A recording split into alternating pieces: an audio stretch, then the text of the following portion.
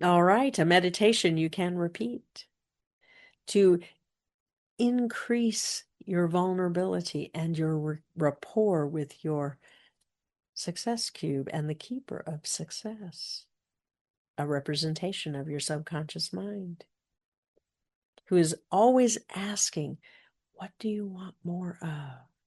What can we bring you? For some of you, it was very visual. For others of you, more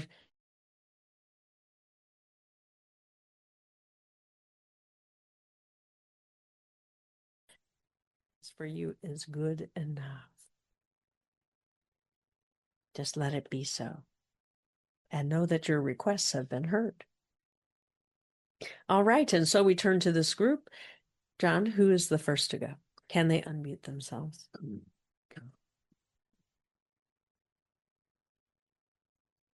Helen, you're first. Hi, Tara. Yes, dear one. Where do we begin? So in the meditation, a lot of it was a bit of a blur. The thing at the end where, just add one more thing if you want, but communicating with my pets, more We can barely clearly. hear you. You're muffled somehow? Can you hear me better now? Yeah, Yes. that's better. Okay. So at the end of the meditation, What came up, when you said just add one more thing, it was communicate with my pets. And then when I opened my eyes, Mumu's on her cat tree and she's just with her eyes, she's been sleeping. We have a big windstorm and the pets are spending a lot sleeping. And she was just, her eyes were open and she was just staring at me. Um, so that was I didn't really remember anything else from the meditation. Um, and the thing I wanted to ask you about, well, there were two things I wanted to talk about today. So there's a group of Lazarus people where we get together once a week to talk. And there's somebody in the group who has macular degeneration and her eyes don't drain properly or something. And like a month or two ago, the whole group was helping her. We were all focused on helping her heal her eyes. And Jean Francois is in the group, and when we were helping her, he had this really nasty, ball taste of energy come in his mouth, like as part of the healing. And for me, I didn't, for me, my eyes stopped draining properly. And I thought this would go away, and it hasn't. So, So I took on one of her symptoms and I've so like it always feels like my eyes, like the middle bottom inner lip is kind of stuffy. And then like when I go outside, they just tear like constantly tear. And I've asked my team before I go to sleep a couple times to um get rid of this, and because I know it's not mine, so I haven't figured out how to heal it. And so the right eye has gotten better, but not 100% better. The left eye's gotten a little better, but only like 10%. And I was wondering, um how do I get return this? I didn't want to return it to her because I don't want to give it back to her. So I asked them to give it to the universe. Um, and then I've been I also wanted to talk about how do I create, continue to create better balance with um, getting what I want, particularly around Harry, who, has only recently retired, and we're trying to figure out how to, he always wants help with something. And usually in the morning at breakfast, I say, here's what I want to get done today. And what do you want to get done? And what do you need help with? And then, like, as the day will progress, he gets enthusiastic about something or he gets really frustrated with something. And it doesn't matter if I have said, this is what I want to do with my day. He, I'll end up helping him with what he wants because he's so upset or he's so enthusiastic. I feel like I have to help him. And it's been last week was very frustrating, even though I'm very clear about what I want from my day. There's something greater than me. I feel like there's this training from my mother as a woman. I've got to help him that I find very hard to break. I don't know. But I'm getting better and Harry's getting better, but I'm just wondering how to kind of keep that up. All right. And so truly helping is a form of being loving. And so the question becomes how do you balance loving yourself and loving him and creating a greater synergy of love than either or? So by caring for yourself and setting boundaries and saying this is what I need to do today is part of what you're stating, this is what I need to do today. Is there also a line item you might say for Harry? Or is it, this is what I need to do today, and then the rest of the day is yours? So you see, it does matter how you communicate it. Do you include him in what's important for you to accomplish that day? Or does he have to wrestle from you time Well, that when I'm you allocated what to something else? no, I mean, so what I'm normally doing at breakfast is I'm saying, here's what I want to do and achieve. What do you want to do and achieve? And do you need my help? So I feel like I'm being inclusive. Um, Depends. Does your list include anything that has to do with him?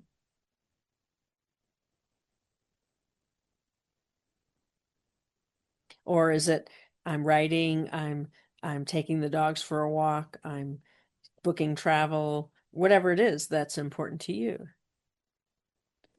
me, it's really usually I want to write, I want to do Firebot. It's those two things. And then if I have something metaphysical like this or John and Katrina's group coaching or whatever. So they are just my things for me.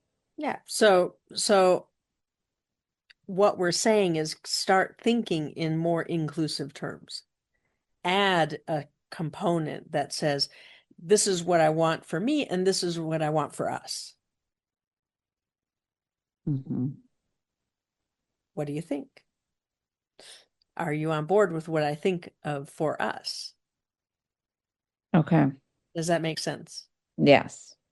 Because otherwise, it's always going to create this dynamic of he's taking from my time for me. When you don't really intend that, but it's the structure. Does that make sense? Yeah. Yeah. So that can loosen that up and create a different type of communication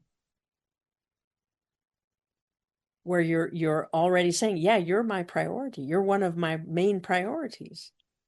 Clearly, you are my partner of choice. We live together. We have a shared life. And I'm demonstrating it in that what I want to get done today also includes you.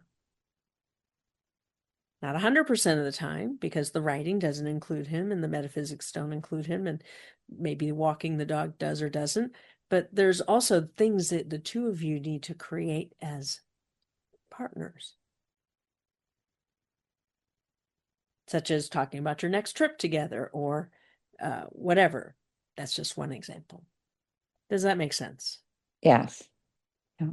And that'll lighten that up a lot.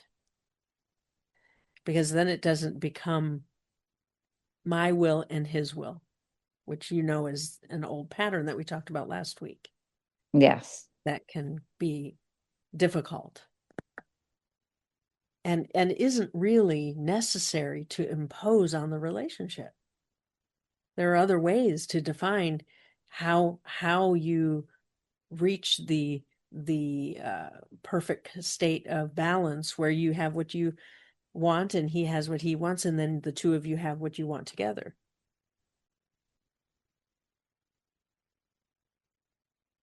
All right, and let's talk about the reflection that this person is for you. So you did the work that you needed to do, which is you asked to have lifted anything that's not yours, but what remains is yours. Okay. So it did work, your request. So, but there's something left, and we would suggest that it's actually a weight from a past life, that it's not current time necessarily, but for you to get your attention on it and ask the question of what is this about? The only thing you could make sense of was, well, it was because I must have taken something on. And so you did the work of asking for that to be lifted, and then it was, but then there's something that still remains. Okay, what does it represent to me? What does it mean to me that my eyes are weeping? And what do I feel about that? Frustrated, angry, sad, out of control?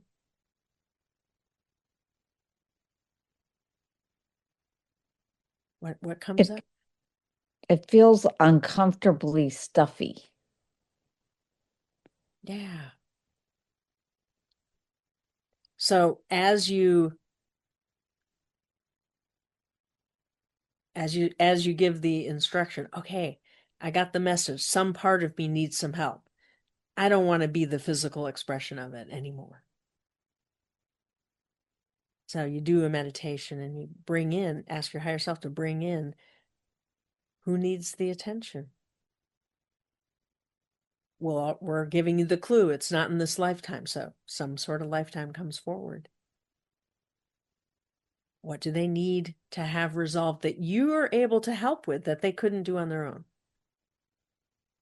So something that you're already good at, something that you in this lifetime have figured out.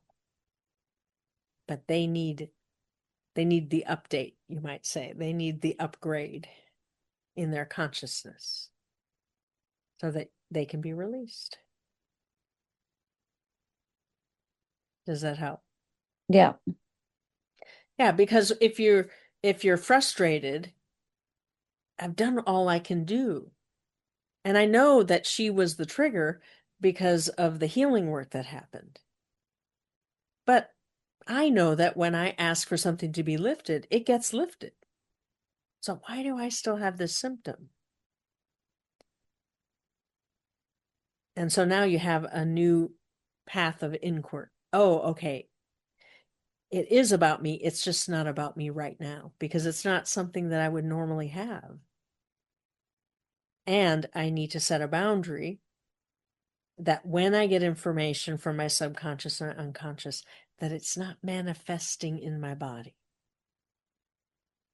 And that's a tricky one for people who are empathic.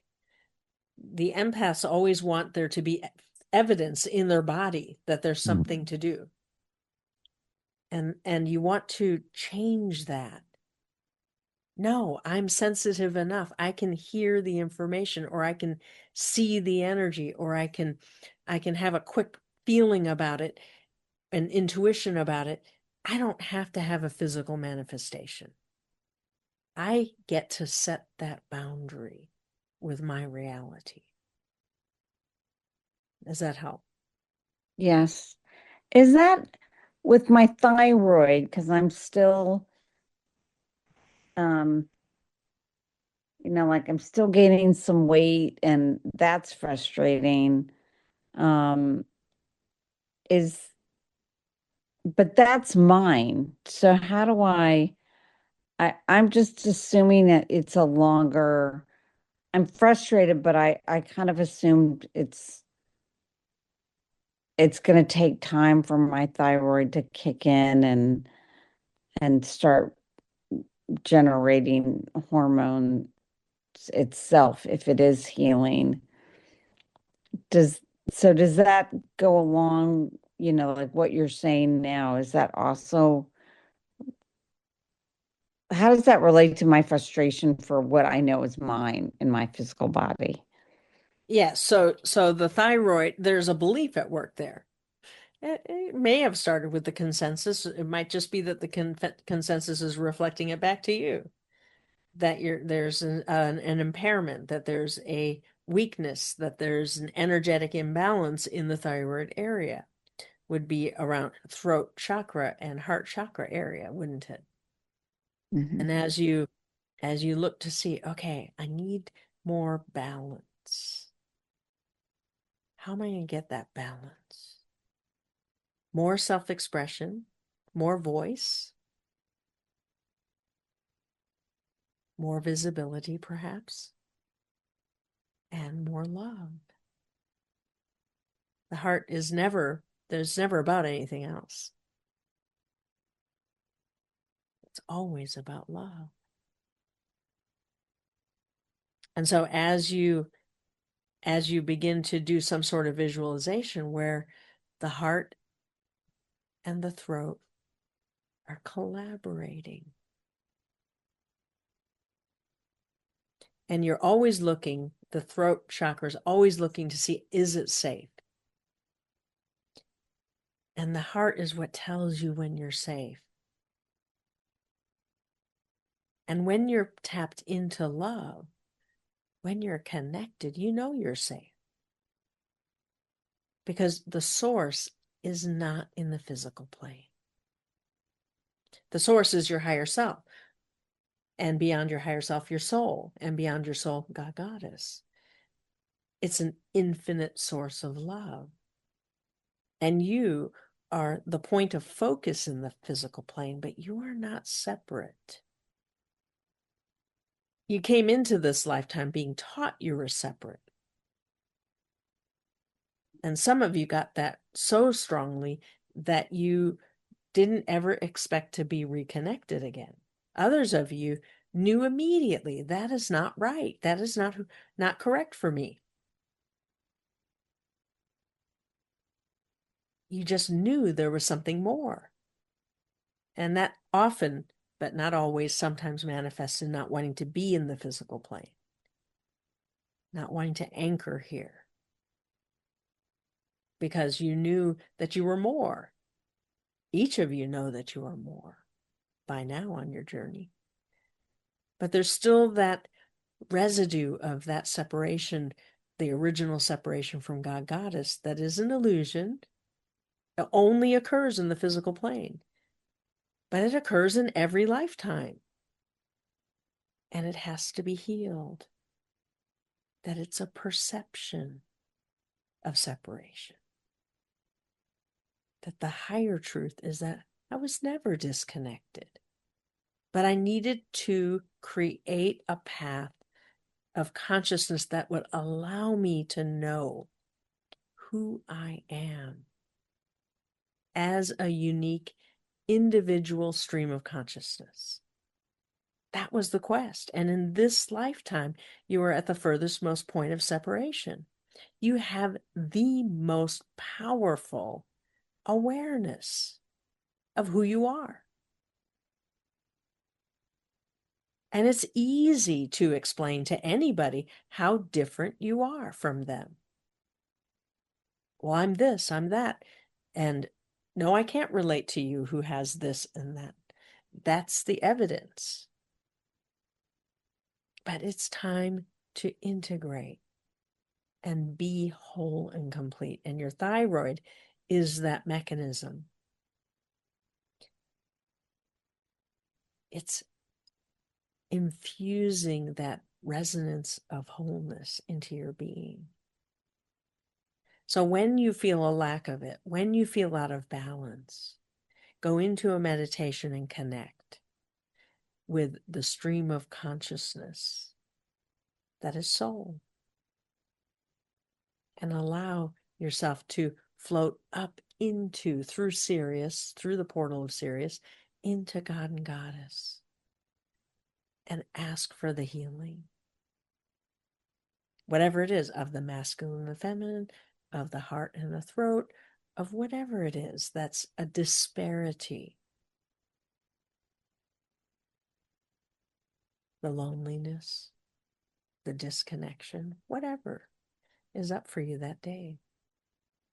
And what you're going to find is that your body will respond to feeling safer, to be here in the physical plane. Because that's the underlying issue. Is it safe to be physical?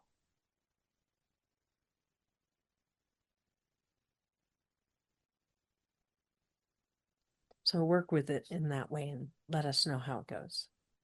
Wow, that is amazing.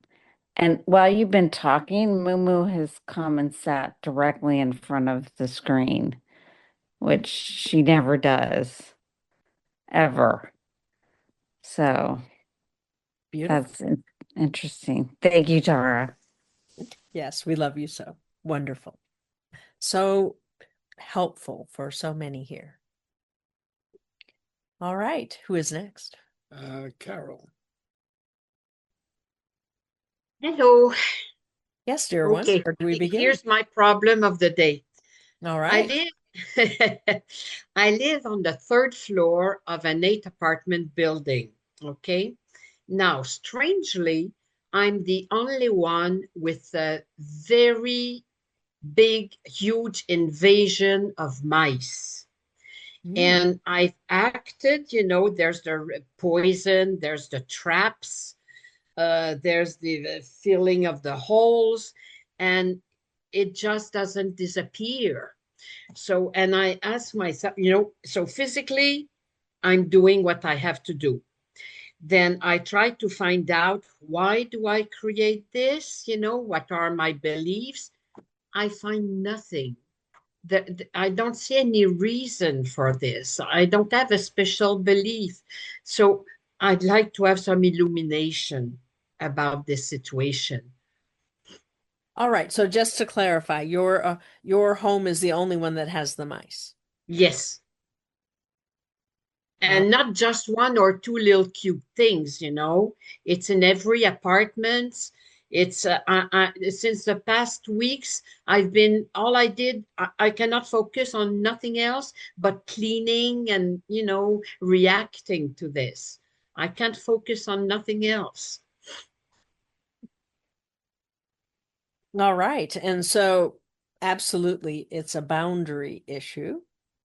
Okay. So it's a bit of a conundrum. If you are in harmony and in balance and connected to all that is, if you are in dominion, do you have a right to set boundaries with other creatures? Yes. Yeah. But there's a sense of, I need to be more specific about what I want and what I'm willing to be a part of. So here it is. You have these little creatures. Cute if they're not invading your place. Exactly. If they're I out. don't want to kill. Also, it's a big problem for me to kill an animal. And so, yes. And so when they proliferate, it is a problem. Yeah. Yeah. So we do recommend that you work with the diva of the mice. Okay.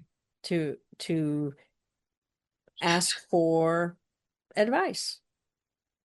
Can they go somewhere else with harm to none? What about them being in your space? What does it represent? So from our perspective, we see it, there's a portal of energy. Where does it originate and where does it end? Well, it ends in your apartment because the flow is in. But what if you could change the flow.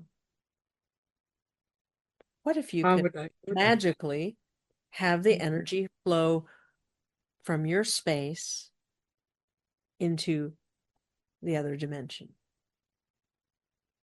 Would that be okay? Would that be with harm to none? Perhaps they're just lost and they need your guidance. I tried the 11-11 meditation, where I changed from one dimension to the other, but it didn't work. There's even more. Yeah, I so left. all of this is with harm to none. So that's the tricky part. Well, they know if they come to you, it's with harm to none because you don't want to kill any of them. But what if they have another place that's more optimal for them to go as consciousness? As consciousness, yeah, that's the problem, because it's winter here, and they enter homes because it is winter. Yes. As consciousness. Consciousness. But they are an illusion also. So as you step back, okay, I have this illusion of mice. Mhm, And I love animals. mhm. I love all creatures. And I love that they feel safe with me. You. But I don't want them in my space. Mhm, yeah. And so I need to set an energetic boundary. Okay. Probably already done this, but you need to strengthen it. You need to ask for help. Higher self, diva of mice, God goddess, I want a boundary. Mhm, It's important to me. mhm. Because there's a certain point at which it can be harmful to you. Yeah. And so you're on it. You're taking care of it. You're saying, no, no, no, no, no. I have to set a boundary. But do it energetically first, then do the looking to see, okay, where are the cracks and crevices? What's the source of this problem? Well, it's winter. Mm. Yeah, but why my apartment? And to gain the assistance of the maintenance team, and that can be a magical team or it can be a real maintenance team, to say, I need my apartment to be secured, whatever that means. Mhm. Maybe there's a gap in the wall that you didn't know was there. Maybe a pipe shifted, some sort of exhaust pipe, and they're getting in that way. It's a mystery that's in the physical plane that can be solved by others. But energetically, you can create the boundary and then turn over the mystery of it to the universe to solve Mhm. and to resolve for you. Does that help? Well, I'll try the boundary issue is, I didn't think about that. I thought about, what the mice represent, like looking at uh, being very specific, being intelligent, things like that, the direction of south, and really nothing made sense. But maybe the word boundary, that's something to work on. Yeah. Thank you. And do you have a cat? No, I have since 2 years. I don't have any. I want to travel, so the cat would be, you know, and the birds are so costly already. So, so this is it, unfortunately. Yes. Yeah. But maybe you can borrow someone's cat Thank you very much. as a boundary keeper. But there's poison all over now, and traps, and I bought the super duper traps and the super duper bait to put in the traps. They don't go in it. Yes, they know better. Yes, they're very bright. Anyway, so okay, I'll see what I can do otherwise. Thank you. Yeah, so certainly so. We hear your request and we will assist. Thank you very much. All right. We love you so. Hello, Tara. Thank you for being here again. Yes, dear one, where do we begin? I'm, well, I repeated the Sunday on Sunday from the week before in a way, and I had conversations which actually worked out because I was realizing what I wanted to use. So I had some yes conversations which did change people's perspective on themselves and on the world and on other things, as Beautiful. well as understanding what was going on. So that all seemed a good thing and lifted me out of a very negative place where I've been for a lot and not really doing very much during the solstice of what I where I want to go um, and after those conversations, I'm also thinking, you know, they feel significant at the time, but I'm always seeing other people kind of doing, especially the Irish people and people here, doing,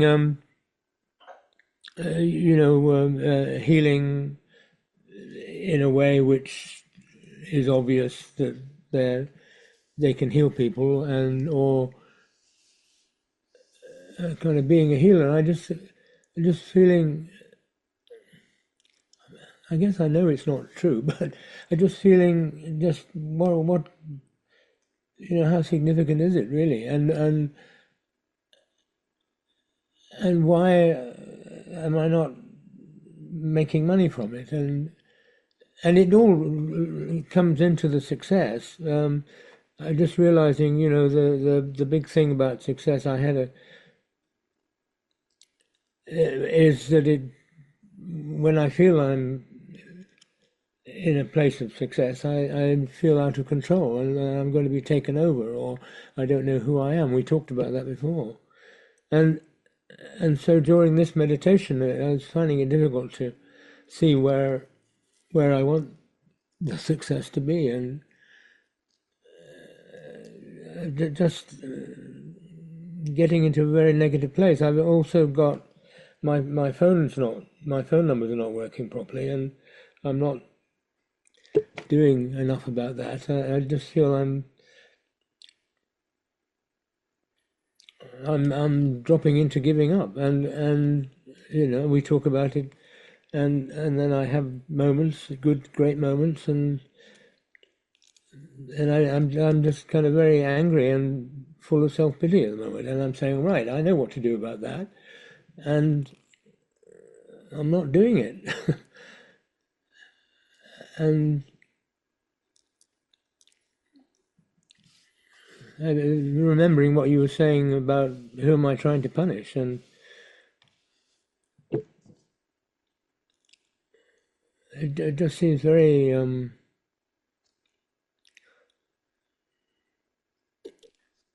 very plain place to be.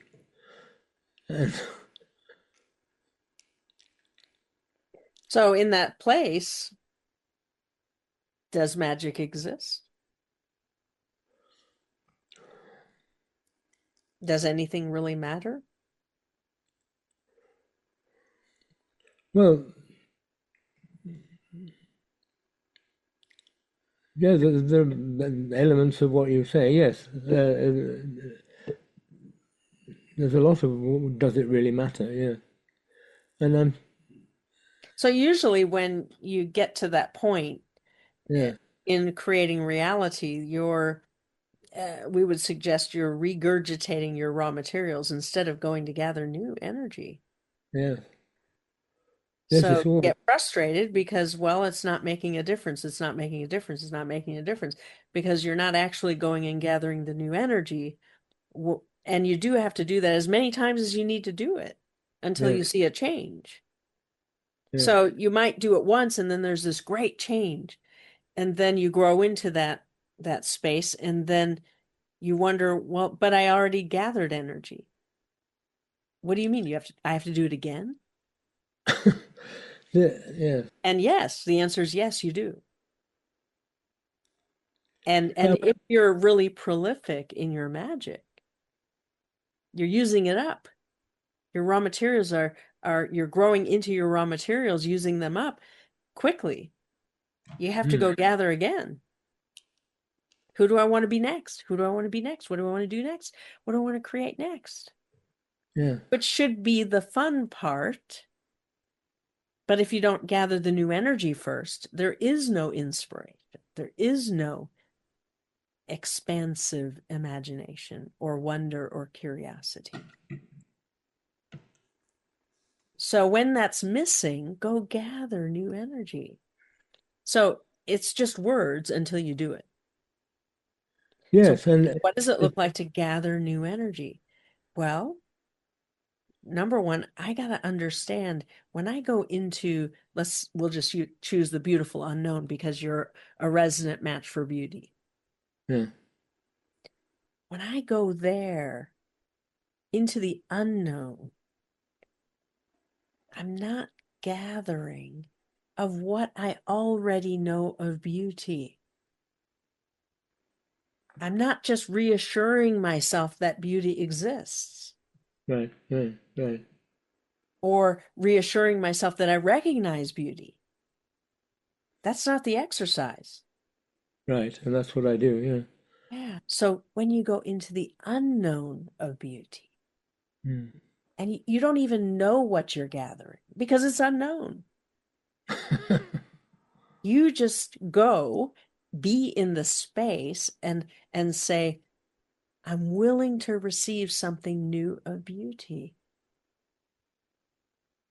to grow my experience of beauty, or the sacred or the silent, unknown. There are others.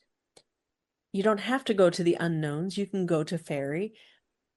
You can go to Lemuria. You can go to Atlantis. You can go to Star Sirius. You can choose where you want to gather of the unknown, but these unknowns specifically add to your spirituality, connect you with something new that you haven't recognized yet. And when you expand, you see something within the next 24 hours, you see something. Oh my gosh, that wasn't there before. I couldn't see it before, but now I can. Or I couldn't sense it for those of you who aren't very visual, or I couldn't hear it. So in your case, you went and you had meaningful conversations and you ask yourself, wow, how do I recognize they're meaningful? Well, they give me feedback. They tell me. Yeah. Yeah. So you hear it, you see it, you experience it, and you feel the love that has changed them. They are more than they were. Yeah. And just witnessing that, being a part of it, contributing to their growth is worthy of your time. And yes, and I love doing that. Yeah. Yeah. And when I actually create that successfully, I know I'm all right, that I'm here with purpose. Right. And you have the right to say, universe, if you want me to be more of this, higher self, soul, if you want me to be more of this, I need the means. Doesn't have to be from that activity, but I need to know I'm okay financially. I need security. I need to know it's gonna be okay, that I'm still gonna be here. Yeah. And that's what you're dealing with. So when you're in the safety security mode, it's because your lesser self is saying, well, how is this going to pay the bills? And the answer is, Yeah. I don't really know, but I know it's important. And then the lesson says, well, how are you going to pay the bills? And the answer is still, I don't know yet. But I trust that this activity over here of being more of who I truly am is important and will answer that. So when I program for what do I want in the next year? What do I want of success? Well, I want a foundation of safety. Yeah. Is a legitimate request if you don't have it yet. You can't move forward in the way that you want. You can always move forward with or without safety. But do you have a right to create safety? And this is a question that your world is asking itself. So it's coming at you. Do people who have nothing have a right to exist? Well, if I create my reality, I think I would want that to be a yes. I think I don't need them to earn the right to exist if they exist already. They have come in with purpose, with soul. In the chauvinism, there is no value to a soul that has incarnated. But to the feminine, that soul incarnating is an exploration that feeds back information up the line and changes God and Goddess. And if you are a reality creator, and you are, can you also see that you have a right to have the foundation of safety and security? Not necessarily the way your child wanted it or your adolescent demanded it. The child wanted someone else to take care of them 100%. That might not be healthy for a spiritual adult. Right.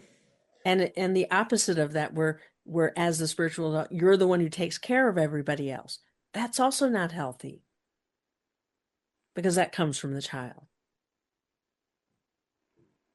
Doesn't matter which direction, it's the same baton of energy resonance that says somebody better take care of me, and it's not me.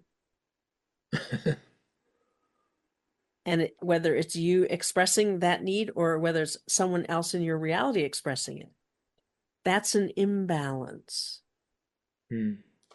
Because the spiritual adult actually does have enormous capacity to dream a reality that is complete with all the resources,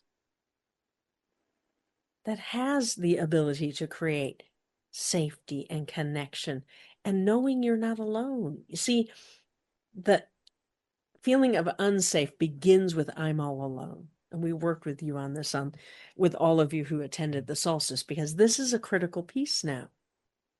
Before, it was the denial of the feminine energy. You have made huge progress in that arena.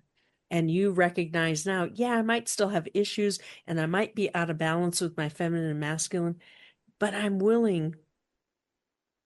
I know it's important, and I know I lead with my feminine energy. When I was young, that was a problem. But I've redefined the world so that I can lead with the feminine. And it's appreciated. It creates safety in my world. And along the way, I have been developing new ways of expressing myself, new ways for my masculine energy to express itself. I don't have to be dominating. I don't have to always be the strong one who knows everything.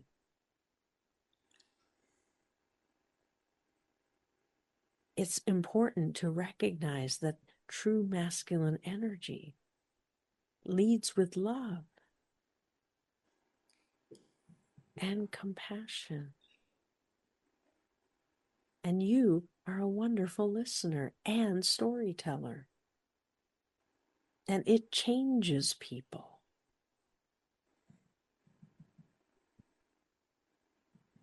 Now, is that an arena that could become a career for you? It could. Doesn't have to be, but if you want to spend all your time doing that, it's okay to say, to ask for ideas. How can I be paid for this service? Is it possible? Yes. Do I have to dream it? Yes. Are there examples in my reality already of people who share their stories, who have enlightenment as their foundation, who make a difference in people's lives, who make money with that? Yes, there are many. Yes, I see them coming through on Facebook. Yeah. Yes. And so as you turn that over, okay, in this year, this coming year, I want some new ideas that will work for me. Because I'm willing to be that. And I don't want to be the me that it feels unsafe all the time. And the lesser self can be loud when there's a sense of feeling unsafe. But the safety comes from the connection. It doesn't come from the stuff of reality. There are people who lack the stuff of reality and they then say that's why they're unsafe, but it's not actually why they're unsafe. That's just an effect. That's just evidence. But the feeling unsafe comes from being disconnected. And you know how to connect. You do. And you do it every day. Not 100% of the time. You don't necessarily hold on to it all day long. But you know how to connect with your higher self, with the goddess, with people in your life. And when you let yourself know that, I don't have to worry because I know how to connect. That is safety. Because that puts you back in touch with your magic. That lets you lead with love.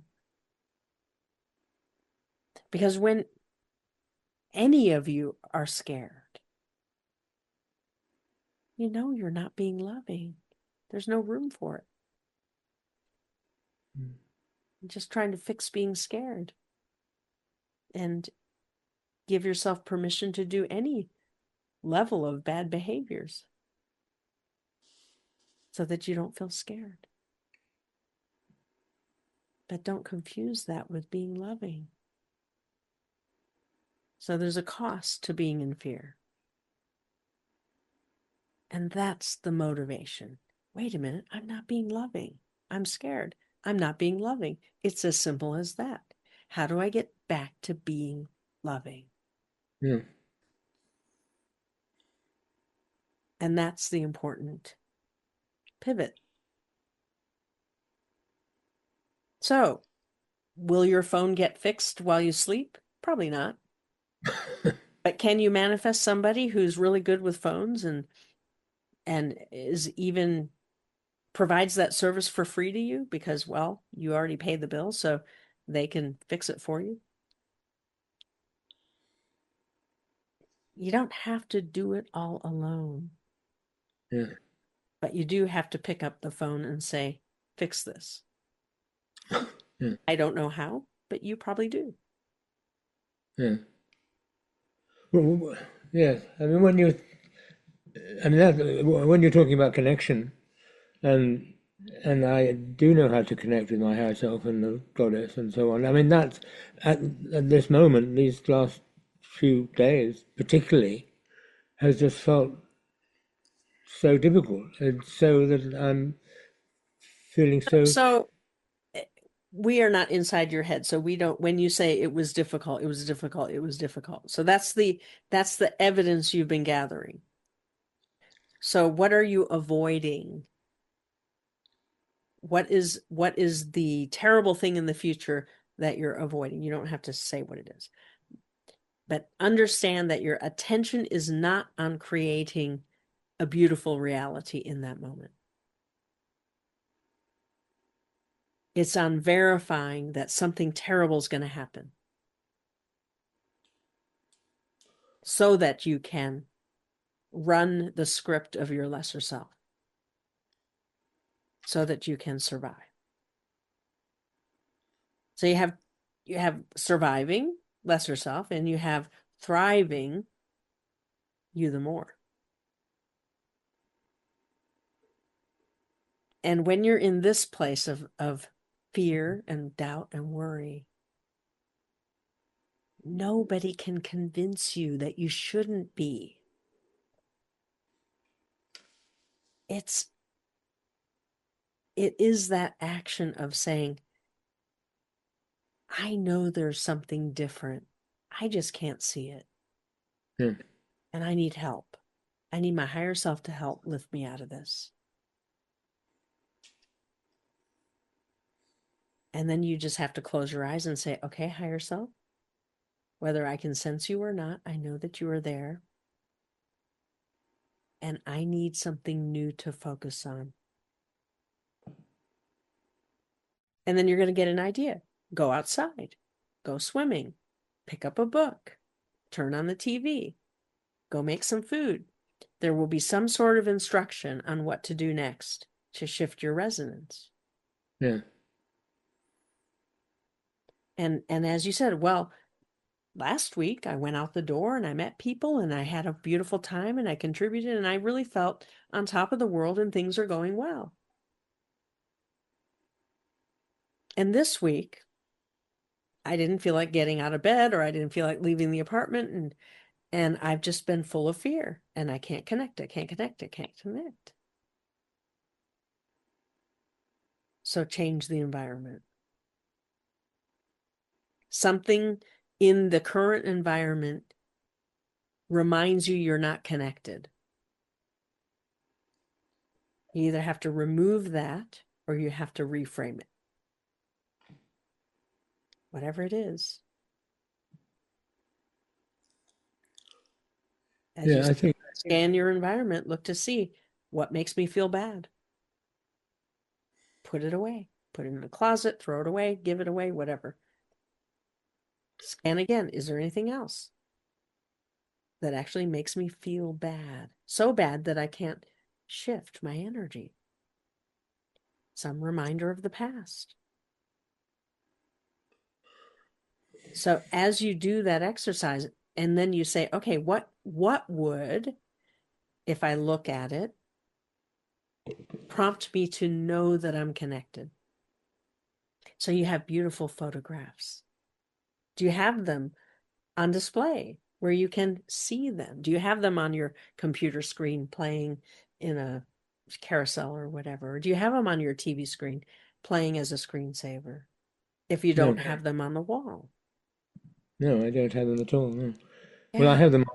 I have some on my website, but Yeah, so get a print of one, or if you don't want to get a print, then put it as a screensaver that plays when you're not at the computer, but you're in the room with it. right. So that you're reminded of beauty. Or perhaps you have a favorite crystal. Well, I always keep it in the bedroom, but I really need it I need to see it more often. I need it on my desk because that's where I'm spending my time. Yes, I'm just in one room, so Yeah. but in front of me, yeah. Yeah. It's there, but it's invisible. I don't even see it anymore. That would require a ritual, a new memory to be created, a new touchstone with that crystal, perhaps. Does that give you some ideas? Yes, and it also reminds me why, because my place is a complete mess. I have tons of stuff that just old papers and all sorts of different sorts of things piled up behind the sofa I sleep on, and everything's a mess everywhere. And I've got the bedbug thing, and that's making it more difficult to even see the answers. And I'm just saying, well, how do I go with that? I mean, yes, I look around, and that's so much of what my life has always been. It's about not keeping things tidy. I mean, which came out of the wounding, but when I had to look after the house and everything, and and I know that, and I'm saying, well, I can do something about that, and I think it's too much. But I'm not. Yes, I'm not highlighting for myself, the beauty of what I put out there, can put out there. Yeah. So it begins with a vision. You know, What do I want my space to look like? How will I feel when it's that way? What will I be free to be? So you don't start with the doing of one piece of paper at a time. It'll take you 20 years to go through the whole stack. yeah, So then yeah. why bother? So it's not going to happen that way. Well, But yeah, but as you see the space the way you want it to be, maybe the way it was when you first moved in, empty of clutter and beautiful and exciting to be in, and it was home to you. yeah, Now it's still home, and you don't want to get rid of it, you don't want to give it up, but it's cluttered with stuff that isn't who you're becoming. But you can't see what to remove without first visualizing the new you, the optimal you who is in that space, who has created a place of beauty. So those people who are in the group who have created beauty in their homes, they took time. It was a passion. It was artistry. It was creative. It was important. It defined who they are. And so as you recognize, oh, I keep thinking it's this to-do list of throw things out, sort things, put things away. I'm a bad person because I'm not orderly. No. Being organized isn't what creates the space. It's going into your imagination and dreaming it differently. What do I enjoy more of? What colors do I love? What fabrics are important? What about it? And you may come to the conclusion, wow, I have this beautiful vision, but I don't have the first idea of how to do this. You might have to find and manifest somebody who's a good organizer. You might. And they come in, they say, oh, let's get rid of that. Let's get rid of that and create some space. And oh, you need this sort of thing here and this sort of thing there. You don't have to do it alone, but you are required to imagine it first. That is your job.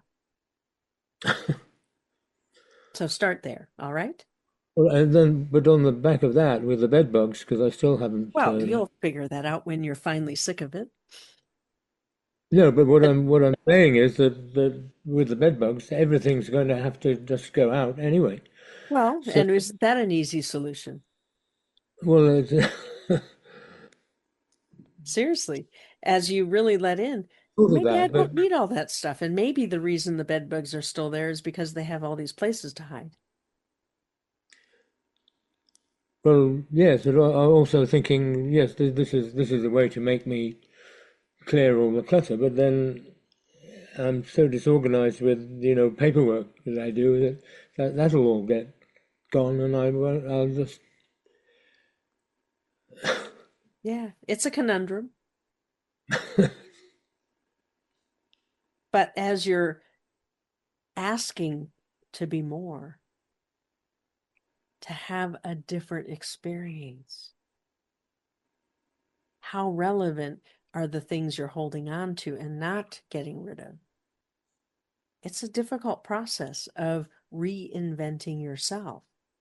It yeah, doesn't have to be difficult, but it is. It's challenging. We understand. It's not like snapping your finger and choosing a new outfit. You're talking about changing yourself on the inside, yeah, who you know yourself to be. I'm not a neat and tidy person. And when I sit down and think about it, I don't think I want to spend any time on being neat and tidy. Maybe you do, and if you do, then you will become that.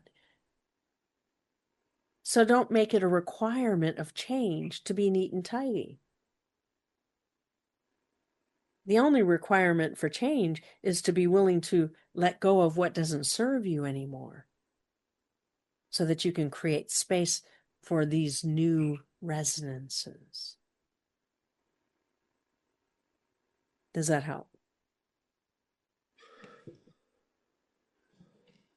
yes, I like the idea. Yeah, so play around with it this week, and we'll work with you more on it.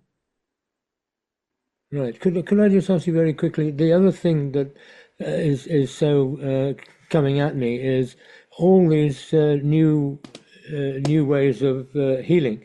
Like drops for growing new teeth, and drops for just changing your eyesight in 3 days, and your hearing and all those sort of things. And I mean, they're all. I mean, it's the way of the world that I wanted to see, and it's coming about. I was just wondering if is there any. We're talking about what I'm here for. Is there some way in which I can connect with that as being something that I can bring into the world, or Yes, keep dreaming it and really, visioning it. So the visioning is the manifestation part of it. yeah, So you have had it as a dream for a long time, and as you've been adding to that, what else is possible? What would be more elegant than the way things are done now? And how wonderful drops that can fix anything. yeah, Maybe not drops, maybe energy work, whatever it yeah, is. But as you're hearing the information or seeing it in your reality, wow, I'm seeing evidence. How wonderful. I want to be a part of that. yeah. So that's how I want the world to be. Yes. And so as you interact with it in the imaginal realm Yeah, and add your imagination to it, give it permission to manifest. yeah, This is what I want to see more of.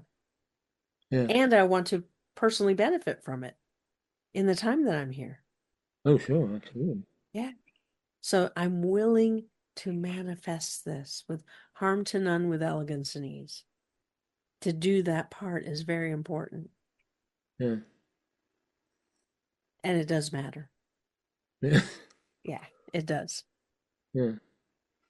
All right. We love you so. Thank you so much, Tara. Thank you. All right. And so we'll just ask if Francis has unmuted yet. He has. Yes, I have. Yes, dear one. Tell us, where do we begin? Hi, Tara. I have to tell you, some of these phone calls, they sound like comedies, although they're not, but it's pretty hilarious. Anyway, here we are, the last call of the year, and really glad to talk to you. So this is what's happened. Saturday, I went down to sell some coins and was successful with that, did sell some coins.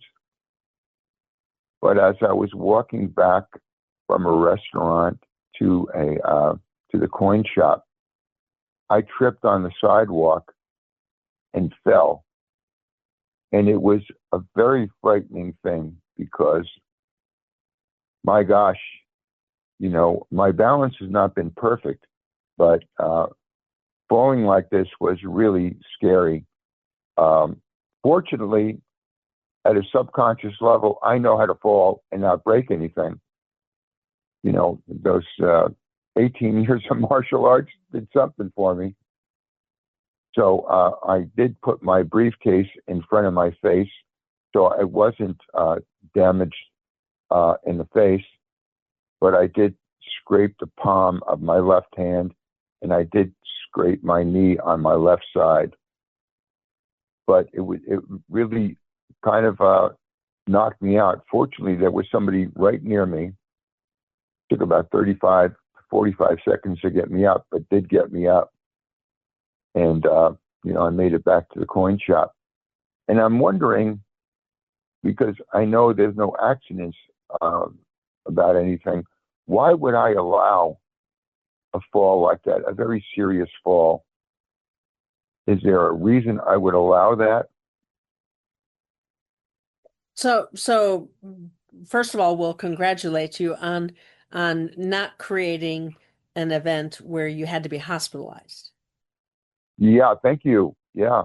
Well, So Tara, so I you will say fell this. and you hurt yourself a little Yeah, bit. But it was more scrapes that you associate with, wow, the last time this happened to me was when I was a little boy. So we yeah. do want you And, to and take some time to be with him and let him know that you're okay. And that, yeah, yeah, you, you you know, felt scared and you didn't know why you created it, but all in all, you're okay. And let him know that.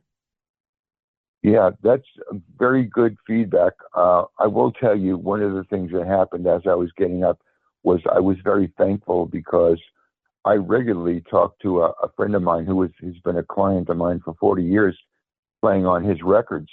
And I thought to myself, what if I would have broken something? Would that have affected my playing in the future? Yes. And I'd have to say, yeah, I'd say, yeah, it probably would. So I told him, and he said, "Oh, thank God, that you're well and you didn't get hurt." But Yeah, so so that's what's important to focus on. Okay, I could have created devastating impact from something as yep, simple as tripping, but I didn't. I didn't create that, and I'm grateful that my oh yeah, beliefs are absolutely, strong enough, that I actually am strong enough in my magic and in my beliefs that I can trip and I can fall, but I don't break anything. I'm okay. And then yeah, I generate was, gratitude for that, because gratitude is a generating energy. And yes, as you say, okay, but why did I create it? Well, everything that is in the here and now, which that would have been on that day, is for you to see what's in your raw materials. What do I believe? okay, What do I think and feel? What is my attitude? And you created someone reaching for you, helping you up.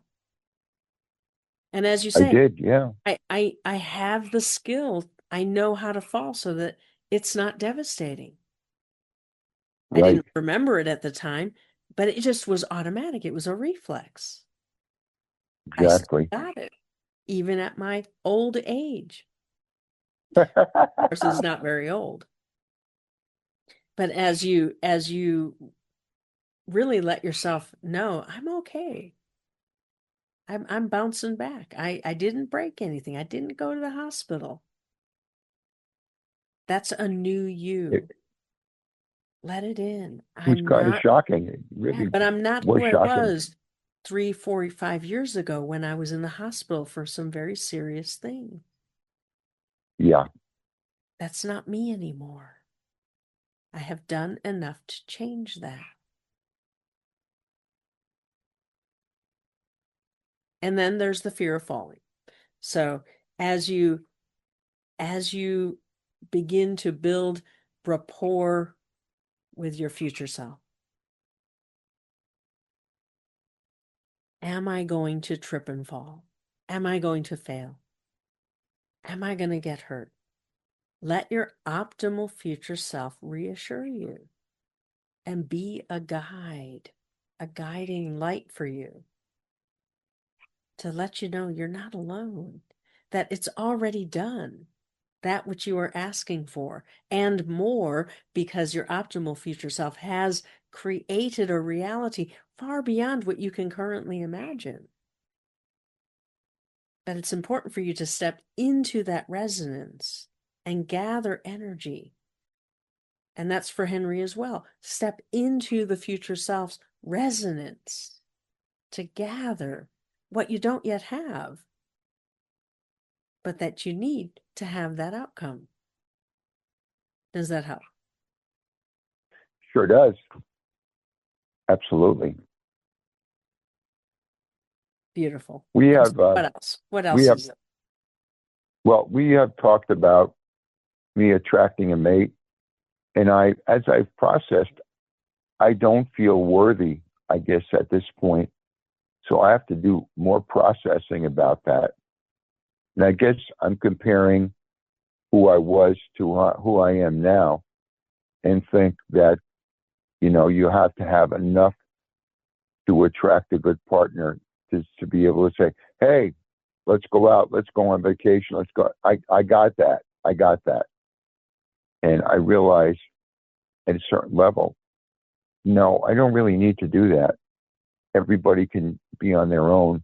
And I guess I had a discussion with a friend of mine, and I guess I used to attract gold diggers in a way that, I would go out and I would treat. I would, dinner or vacation or whatever. And, I'm not in a spot to do that right now. I would like to do some things, but it's almost shameful. It's almost embarrassed that I can't do those things.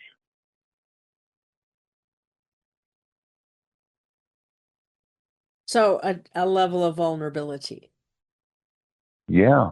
That having money masks. What if they don't think I'm worthy? But worth is given.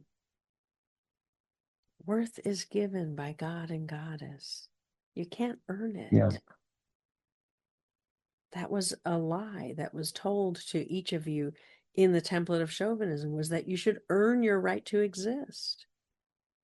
Earn the love, earn the status so that you can secure the love.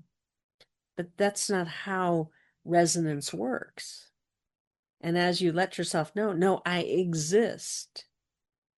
Therefore, it is given that I have worth. It is given that I have access to unconditional love. And when I allow that to be my foundation, now it becomes about, so from this place of worth and love, what do I want to create more of? Because I don't have to earn it. So using law of attraction, who do you need to be resonance-wise to attract the person who has the qualities that you enjoy?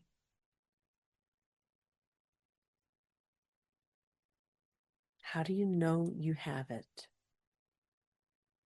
How do you know that person exists in your reality? Well, they look like this, they have these qualities. I know how I feel when I'm with them. I feel safe, I feel loved, I feel open, I feel willing.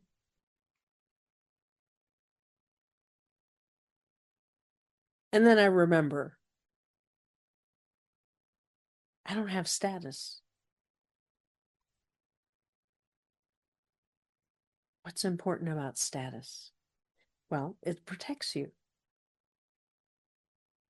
from being rejected.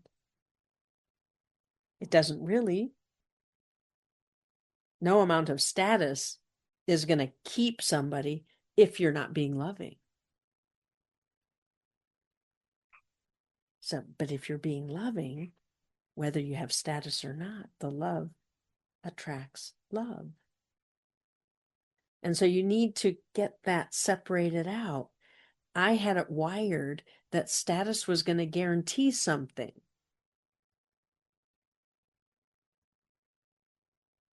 It helps attract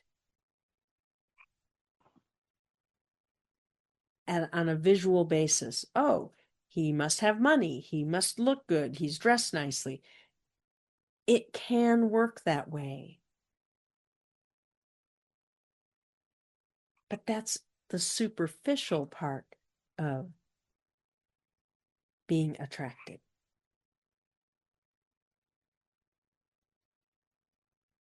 That's only superficial. What you're really aware of now is I know when I feel safe to be loving. And I know when they're being loving to me.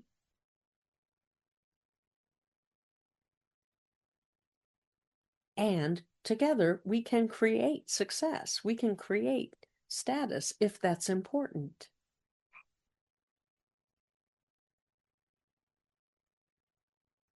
But when you have a belief that says, well, I have to have status first, then love will be safe. Then I won't be rejected. It's not actually true. Because the rejection isn't because of the status or the lack of it. The rejection is because you have a belief that you will be rejected. And that you can change. You can create a new belief. I receive love when I'm being loving. I recognize love when I see it. I know when it's safe to love. You have all those beliefs also, don't you? Yes, I do. Yeah, so let those be the priority. Now, the other matter of higher self, I'm pissed off at you, I don't have the status anymore. You have to come clean with your higher self. And say, I thought status was going to be a guarantee. But as I've been choosing love, for some reason, status is evaporating. It's dissipating. It's disappearing. I think I want both.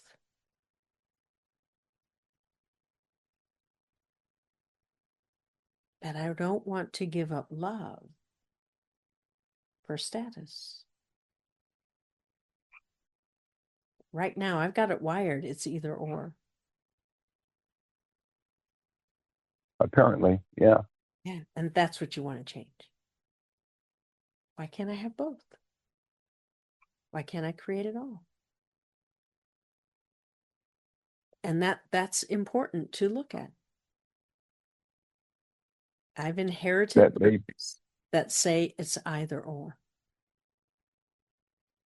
That might be an issue with my finances too. Yeah. That I have to have a certain status to be able to attract, large incomes. And I'm not really sure when I need to change that, because why do I need to have a certain level of status to attract a certain level of income? Just doesn't really, truly make sense. Just like having a high quality woman in my life. Why do I have to have status for that? Why can't I just let it be? Because, strangely enough, in the last couple of months, I've had a belief prior to a couple of months ago that, I'm really attracted to younger women. And in the last couple of months, I've met two women. Unfortunately, they're involved with other people, but they're in their late 50s, which is my age range to be in, that I was attracted to. But prior to that, I thought, I'm not going to really find anybody in my age range that I that's appealing to me.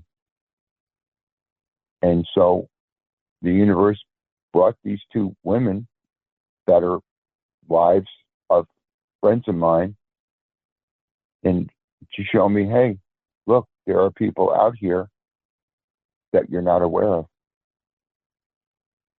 Don't know. It's really try to, it's time to try to, it's time to, not try, but it's time to attract a woman that's appealing to me and in my age range at the same time. I don't know how that's going to work, but maybe I don't need to know how it works. I think I just need to let it happen, allow it. Beautiful. Yes. So as you look at, okay, I had a hidden agenda of not being rejected. So I put all these conditions on relationship.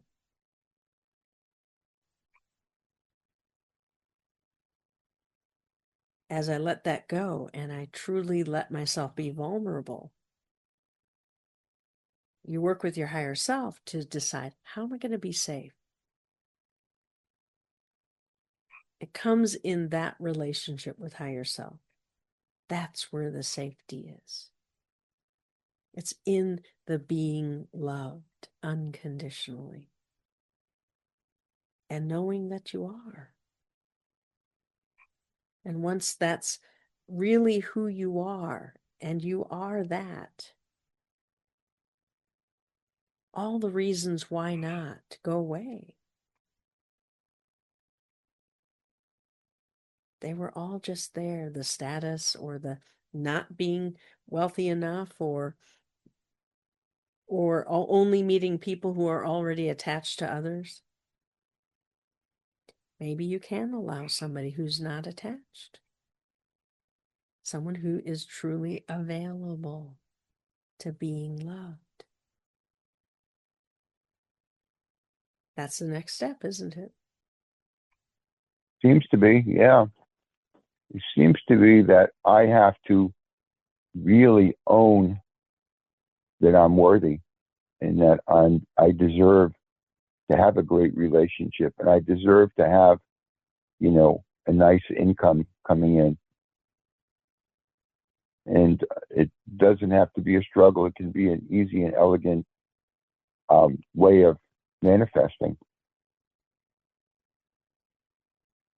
All right, wonderful. Yes. All right, we love you so. John, Thank you so much, Tara. Yes, you. Jesse. Hey, can y'all hear me? Yes. Yep. Hi, how you doing? Wonderful. Where do we begin? Well, so yeah, it's the last meeting of the year and my first call. I guess I just wanted to ask you something, Tara, about the families we are born into that our souls choose. Um, and then like chosen families and like the physical plane and so on. So I guess pertaining to this physical experience, in my life. Addiction runs in my family. I am an ex-addict. 7 years clean with only one relapse in like 3 years. Christmas is not an easy time because of this surrounding shame that runs in my family. It really, there's some disconnect in the family dynamics there, and this past Christmas about put me into a relapse, and that's a red flag. Because the past 3 years have been very dedicated to creating a life for myself that I want to see for myself, and that I also felt like adolescent Jesse and little Jesse deserve to see. And um, as the new year goes on, I have found myself very picky and choosy about who I let in the physical. Um, I know my team pretty well, and I'm glad that I do. So I don't have any problems there, thankfully. But it's just because of this, of these recurring shame factors in this physical family I was born into. Part of me is also like, are you serious? Like, are y'all sure I chose this, But it's to this point where it's like anybody that I let in has to be an image of, you know, who I am now and who I am becoming, and not this, not the cloud of addiction that hangs over my head, over my family's head. Um, because, I like what you said earlier about like, hi, part of me needs help. I don't want to be a physical expression of that anymore. I wrote that down because I liked it. But I really have to get your insight about that. How do I, especially as like I'm entering a new relationship, I'm seeing somebody. These are not things I'm trying to take with me. And yeah, I'd like to get your insight on how do I protect little Jesse from my family, and how do I protect big Jesse in the process? Yeah. All right. Beautiful. So the first question of is it my soul's choice? And we would say yes. And the reason you want that to be so is so that you can change it. Hmm. You see, if it's not chosen before it comes in, then you're just a victim and Yeah. just happenstance, and then you would continue to be a victim for the rest of your life because, well, I didn't choose this, you see. Yeah. And you don't need to, we're not saying you chose it, bad Jesse. We're saying you chose it on some level, at the soul level. It's a mystery to be revealed. And it's for you to recognize that which isn't serving who I'm becoming is for me to change. And you have been doing that.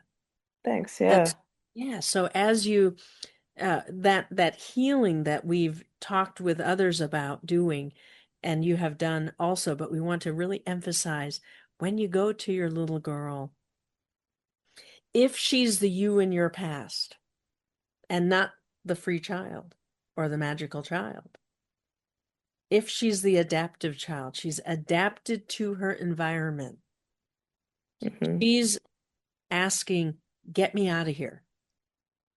Yeah. Actually, yeah, she is.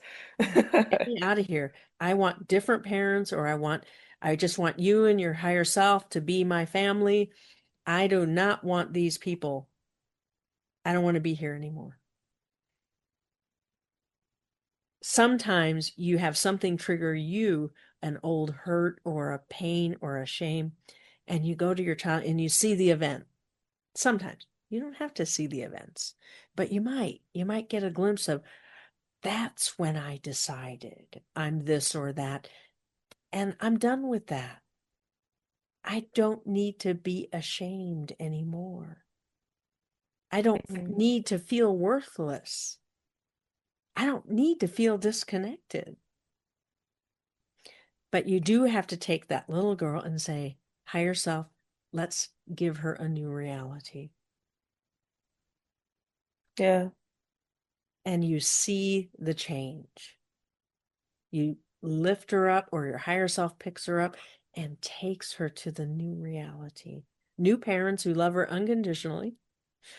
We know you didn't get that, Yeah. but she deserves it. And who does she become because she has it? What's possible for her? She's able to dream. She's able to play. She's able to know herself more. She's free to express. She's free to be loved and nurtured and cared for and safe. Yeah. No, exactly. And it's like, I'm really grateful to say within the past 3 years from like that last relapse, I've seen it in so many different ways. Like, I mean, I have a lot of like older friends still who saw me through it, but I also made new friends. And I mean, I discovered a lot of different things. And so my life up to that point is exponentially better. But then it's like when I have to go back to this family for some reason, or like, my mom is legally blind and has MS. I help her out as much as I can, and when it's just her and I, it's fine. But then when we have to like go see this family again, it's like she flips and then that just doesn't exist. And so I think it's like, keeping myself strong and just knowing what's good. Um, when I have to go back to that environment in the physical, it's like, wow, I need a real palate cleanser after that, after those But also, interactions. before you go, you take care of your little girl and make sure she's in the reality that isn't your past. Yeah. Yeah. She's got what she needs. Yeah. So that when you go and interface with the others who you know and have had a past with, you know who you are and you know what isn't yours. Hmm. And you're going to be able to see the patterns as you do much more clearly. Oh my God, that is not me anymore. I have changed. Yeah. I can have compassion for them, but I don't have to buy into it. I don't have to fix it. And I don't need to react to it. I will react to it perhaps, but when I do, I'm going to step back. I'm going to forgive myself. I'm going to ask my higher self to lift anything that I took on from others, because that's just what happens when you love somebody, when you care, when you want the best for them. You sometimes think, well, my love will make the difference. I'll just take their stuff on. Yeah. And Yeah. that's the problem, because now you're in their resonance and you can't be as effective. But what there is to do is not blame yourself or shame yourself for it, but just say, oh, I did it again. Higher self, lift this stuff. It's not mine. Yeah. Yeah, that's definitely like a theme that I've had to, I mean, especially work with like her on, it's like, okay, how much giving can we do before it gets to be too much? And so over the past year, I've had to, learn how to like set some boundaries, and it's worked. And it's worked. But yeah, it's like, okay, I know it works with like my friends. I know it works with like people that I'm close to and so on. But then when it comes to time set then with my family, then I run the risk of like it being weaponized, and I'm like, nope, I got the sword and shield up. And something that my mom will always tell me usually is like, she'll be like, now don't get your guard up, don't get your guard up. And then it's like, as soon as she says that, it's like, boom, there goes the sword and shield. I'm like protecting myself. And, I would like to change that. I'd like to change that, because I guess one thing I'm pretty grateful about still is that I got to watch my mom do the work to some degree, but there is still some of it that I'm not trusting. And I think that is still rubbing off on like, like going back to like, who I let into like my inner circle. Um, I have the constant fear that like I'm going to be abandoned because of like this past with this family. So it's interesting, and I'm glad that it's coming to the surface because yeah, it's not worth going into a relapse over. Absolutely not worth going into a relapse over if little Jesse and big Jesse are setting boundaries now with friends and close ones, and with people that see me more than my own family does, then I should be able to do it with my family without getting explosive, or without feeling like I have to give them something in collateral for me taking something away. Beautiful. Yes. And so all right, so you came in as a soul, and these are the souls that were supposed to trigger certain energies. Mhm. Out of out of those interactions, you came to know who you are and what you needed to adapt to survive that circumstance. So Yeah. it's time to recall back to you some of the qualities you put down. You work with your shadow on this. The shadow is the aspect of soul that that picks up all the things that you say, I can't be this right now. I can't do that. It's not me. Whatever, it's not safe to be me. It's not safe to be vulnerable. So vulnerability goes into the shadow. Yeah. It's not safe to speak my ideas. So then ideas might go into the shadow, or your voice might go into the shadow. You have to reclaim all those things. And the start of the shadow face starts after the wounding in the adolescent. Hmm. So the adolescent gets the gift of the time of eternal youth first. Yeah. When you think about your adolescence, when you felt, wow, I am not my family. I am free to be anything in the world. Yeah. That's the time of eternal youth. Now, for some, it can last longer. For some, it is just a brief moment, and then the wounding comes. And the soul comes with the next phase of soul called the wounding, not to punish you, but to have you turn inward, because you see the adolescent by its nature reaches for the peer group for approval. I'll just be what they want me to be. That's not what the soul had in mind. Yeah. The soul is still intent on living a life where you grow and become more and more and more of who you truly are, your unique expression of God and Goddess as a soul. But in the adolescence, and you'll see this when you interact with younger people, that they're really concerned with how they look and whether people like them, and are they okay, and underneath that is, and this is where the abandonment comes in. What if they don't accept me for who I am? If I show them who I really am, that's when they're going to reject me. So I Yeah. better hide that. So that goes into the shadow. So along the way of becoming a spiritual adult, as you have been doing so beautifully, you have restored much of who you are. And what happens is you become very clear, wow, I really am not like my family. Yeah. I grew from it and I knew what to react to, and I lost some things along the way, but I've restored them now. And wow, when I interact with them now, it's almost like, how did I ever have that family in the first place? Yeah. Like my 9-year-old niece, my sister-in-law, um, always jokes with me, and she's like, she's basically the little Jessie. She's basically the little Jessie. And as much as I'm really touched by that, um, I do find myself reminding her that, like, because she's 9 now, and like, there are things within her that are changing, and she's coming into her own, and she's the sweetest kid. And it was so funny. It reminds me of like this thing that she texted me one morning. I was getting ready for work, and she was like, if only these damn kindergartners would quit messing with me at daycare. And then she called me because she was so scared about like cursing in front of me. I was like, oh my God, are you serious? You're fine.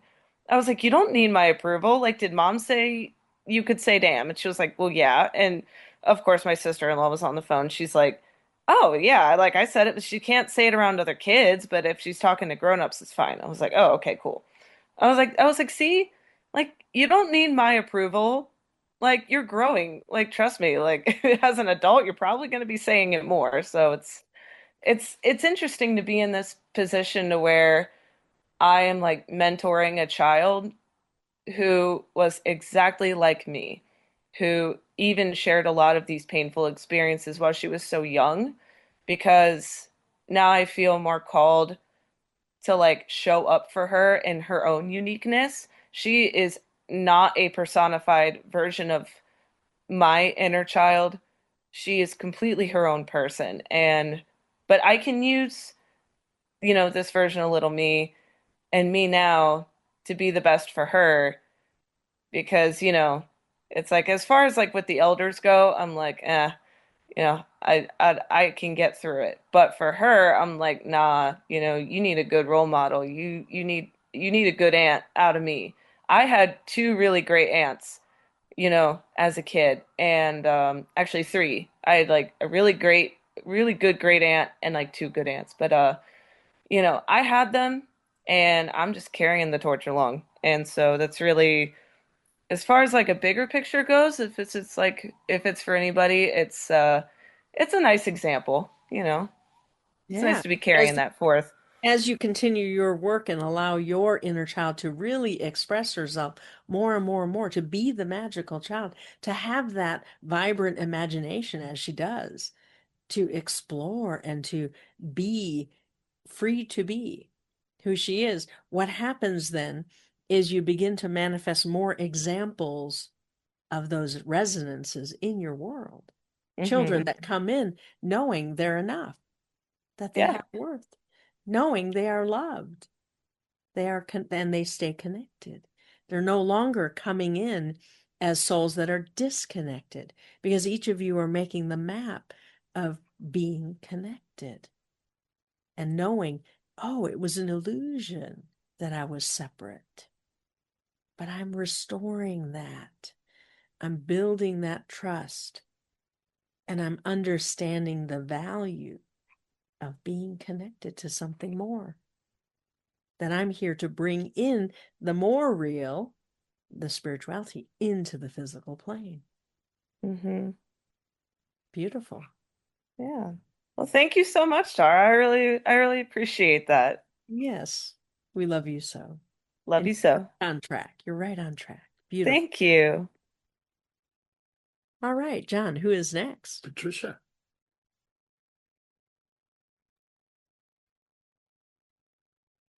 Hi, Tara. Yes, dear one. Where do we begin? I wanted to talk to you about something that happened today. I had not read this email from someone. He's the son of a friend of mine who passed away last year, and he and his brother um, showed his dad's artwork at a show that I'm also involved in the middle of in February. And I did not read his email. It was from God, a couple of months ago. I just didn't want to do it. I was like, oh, I know he's going to want to ask me something, and I'm not ready to respond to that. So I just didn't open it up. Well, finally, today I did. And his request was not what I thought it would be. It was something I could really have helped him with. He wanted to know if he could do the show again this year, but he had no idea how to contact show management. So I kind of knew the answer. I did some programming that would be as a base for them, and there isn't. So I feel really guilty now that I didn't follow through, that I didn't read that email, I didn't help him. And anyway, so the show people wrote me back and they said, there is a wait list, but there are already 2 people on the wait list. And it's a very small show. And anyway, so I can work my magic so that they get in, but I'm just, I just feel so guilty. I need to respond to this very old email now. And just, so how do I forgive myself? I mean, this is really a huge thing for them because their dad left hundreds of paintings, and this is one of the shows that he did. He didn't do that many, and it was because of him that I got into the show. He's the one who told me about it about 4 years ago. So that's double guilt. All right. So it is How do I feel healthy with this? to feel remorse. Hmm. I feel sad that I was worried about opening up the email in my own grief. I didn't want to look at it. Can you be vulnerable with them and say, I'm sorry, I didn't open it till now. I really couldn't open it. But I didn't open it for selfish reasons. Not, it was a very selfish reason I didn't. Yes, I can say that, I can be honest and say I didn't open it. and now there's no space, but I made sure that you're on the wait list. Yeah. But I still feel like a real jerk.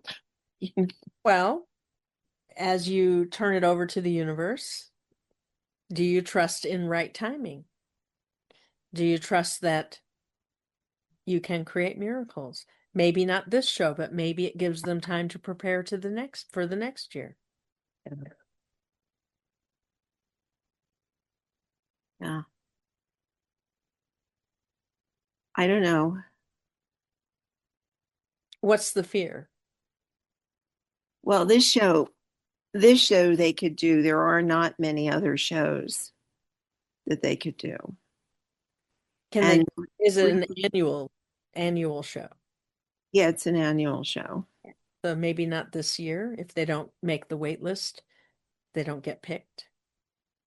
Can they get on the list for the next year? Yeah, I'll make sure they do. Maybe there's it would be very difficult for them to do any outdoor shows because one of the guys is a quadriplegic, and just there are so many, it would involve tents and racks and uh well, and it's this whole thing about I've been working with the idea that I'm not responsible for someone else's pain, but I am responsible for impact. And I've been working with that idea because, like Helen, I take on the illnesses that other people have. I've done that repeatedly in my life, and I have to unwind those. And so I know it has to do with if you're hurt, it's my fault. It's my fault that you're hurting. I am responsible for your being hurting. And there's kind of a gray, like a fine line in between there where, yes, I can have a negative impact. Yes, I have had it. I do have it. When I recognize it, I apologize and take responsibility if I can to change the situation. But the person's actual hurt is their hurt and their pain. And I'm trying to draw a distinction about that. Anyway, am I off track on that? Not at all. Beautiful. So it's not your fault if they feel sad. Yeah, that's what I'm trying to.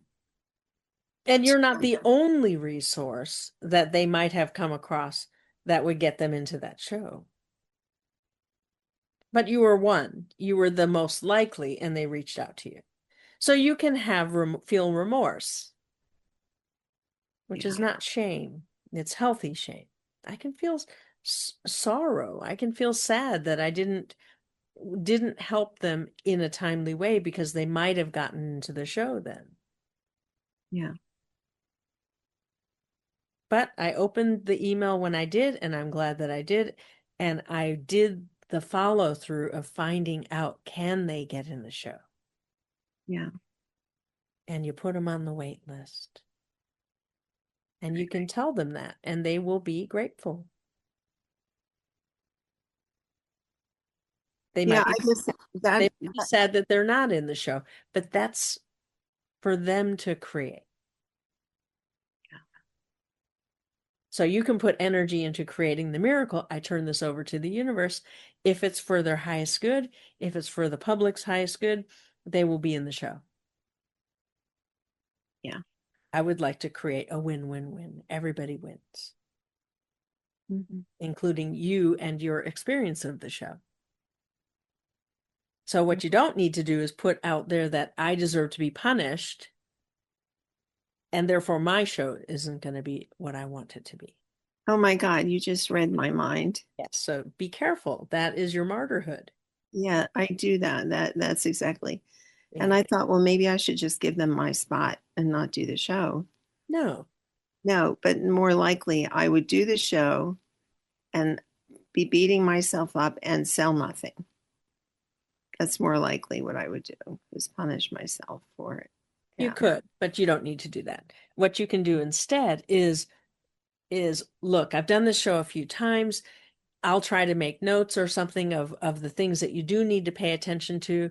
I'll be happy to share that information with you so that you can do the show next time. Yeah. Or something like that. You can be of service instead. Yeah. Because, and if they really needed to be in that show, you are not the only person in the world who knows about that show, are you? No. Mm-mm. And there may be openings. Yeah. That has happened. Yes. They can create that. That would be their creation. You can program for that with harm to none if it's for everyone's highest good. I'm willing to dream that dream. I'm willing to have that be my illusion. But I have to be willing to give up punishing myself. I have to give up the guilt. Does that make sense? It does, but it's hard for me to do. I do this a lot. Go into self-punishment rather than. But it doesn't produce any positive results, does it? No, never. So No. they've helped you create an opportunity where you get to choose not to do that. Yeah, thank you. Yeah, because all it does is it doesn't mend their hurt if I punish myself. No. So And there's they're no logic. There's no unaware logic. of your pain. Yeah. They have their own world, their own reality. Yeah. Well, thank you so much. I really wanted to ask you about that. How to. We love you so. You're right on track. So as you say, I'm not going to punish myself for this. And the guilt is really remorse.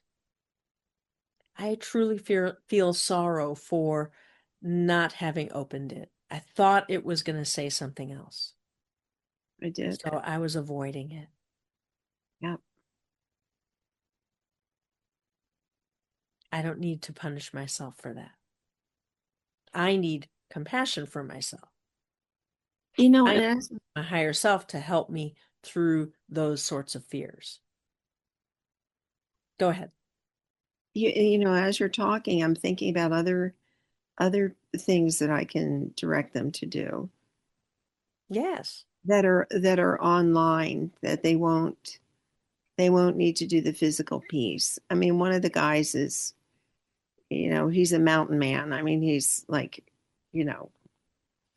he could do it all himself, but his brother, who's very involved in this and wants to be, is not physically able. So, but I've just thought about a couple other things that I can suggest that they do that are they're just online shows or online exposure, because they really know nothing.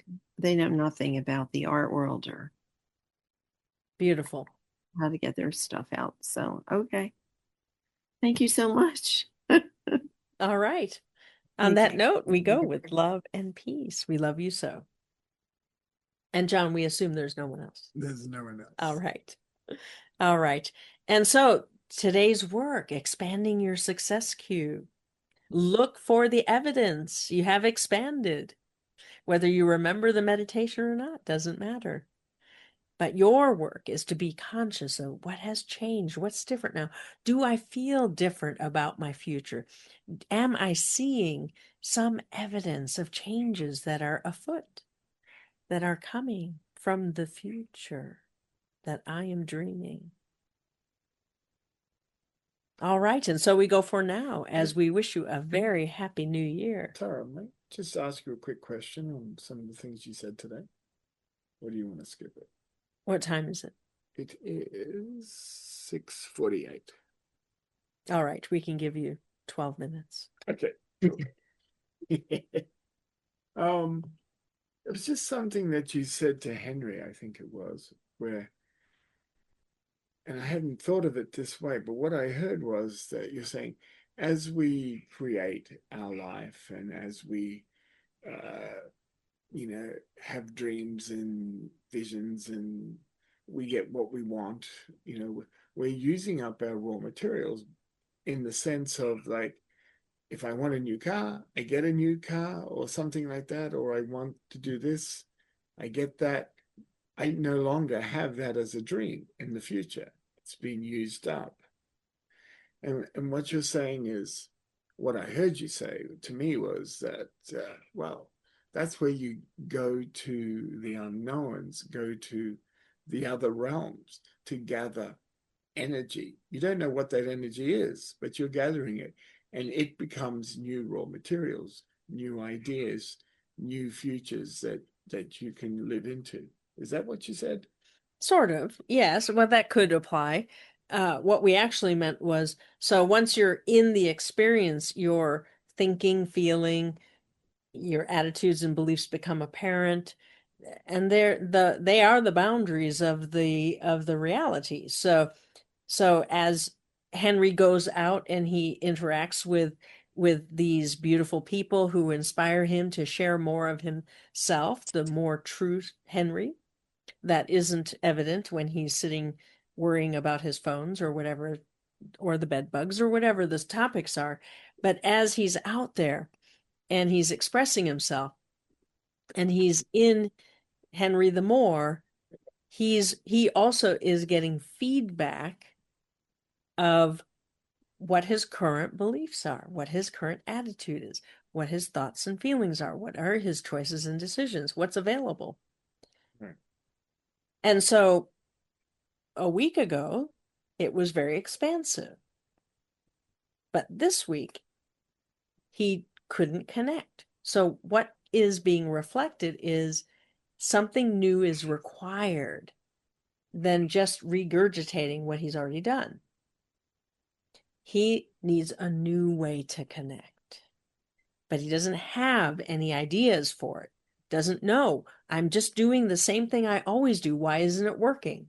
Because he's got the same raw materials. Yes, but if he's basically come to know himself so well that the thoughts and the feelings, the behaviors, the attitudes, the beliefs, the choices and decisions all seem fixed. I can't think of anything new. Right. I got nothing. That is an indication that you're at the boundary of your belief. You've done as much as you can do with that configuration. Got it. And you're not here to settle for that. You were taught to settle for it as a kid. Stop asking for more. No, there isn't more money. Shut up, kid. Stop wanting what we can't give you. Those sorts of behaviors, those sorts of patterns, they create beliefs that I don't get to have what I want when I ask for it. I shouldn't ask for what I want. There's never going to be enough money to satisfy what I want. And that then becomes a reality, you see. But it's not to punish you. It's being fed back to you from your illusion, from the not, there's never enough, or I always run out just before, or I always, on the positive side, oh, I always have to create a miracle because I run out. At least you let yourself have some miracles in there. But the actual instruction from your soul is, we're urging you to grow beyond your current forms, beyond what you currently believe about yourself. There's something on the other side of it. There's expansion. You have different beliefs in that expanded state. Oh, I do have impact. Oh, I do have fun. Oh, I can create a miracle. I do have magic at my fingertips. I have a lot of tools. I have a lot of resources. I know how to connect. That's all beyond the limited you that you were before you discovered your higher self, before you began your metaphysical journey, before you understood spirituality was important to you. But if we were to check in with Henry even 10 years ago, the story he would be telling us is that he's more than he was. And the evidence is in his thoughts, in his feelings, in his attitudes and his beliefs, which are then manifesting a certain reality. And then at a certain point, he gets stuck and says, this isn't working anymore. Now, do you have to get stuck and disappointed with what you have? No, you don't. But some of you have that as a mechanism. Some of you have that as, well, that's how I know when to change. There's that, not completely related to what we just said, is that belief that no pain, no gain. So how do you know when it's time to change? Oh, well, I create pain. Physical pain, emotional pain, mental pain, psychic pain. There is no limit to what kind of pain you can create. But that's how I know that I have to change, because I don't want pain. But what if you don't need pain? What if you can own that, oh, I put that there because I have a belief. And because I put it there, I can also take it away. And I can say, I want to grow through love. And when I get more love, that's when I know it's time to grow. That's when I'm inspired to grow. So you get to change these beliefs. First, you got to know what's there. And how do you know what's there? Is it's always right there today in your reality. The whole range, from what's limiting to you to what's expanding you and everything in between. Always manifest right here. So on these Monday nights, you get to hear a bit of everything. What's limiting the person and what's inspiring them to expand.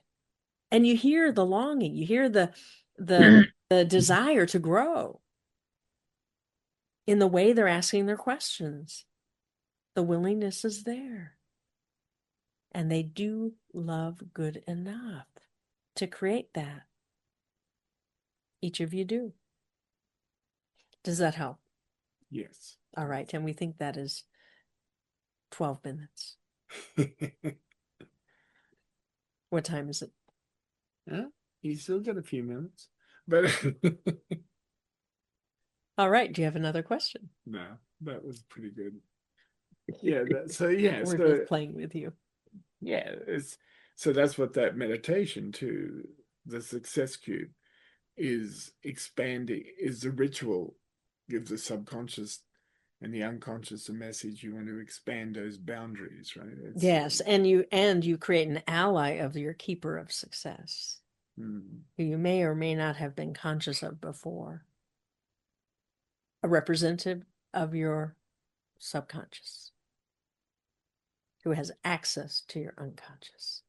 Just since we got a couple more minutes, you said you could go into the realms of other, like fairy or spirits or Absolutely, whatever, to absolutely. also gather that energy.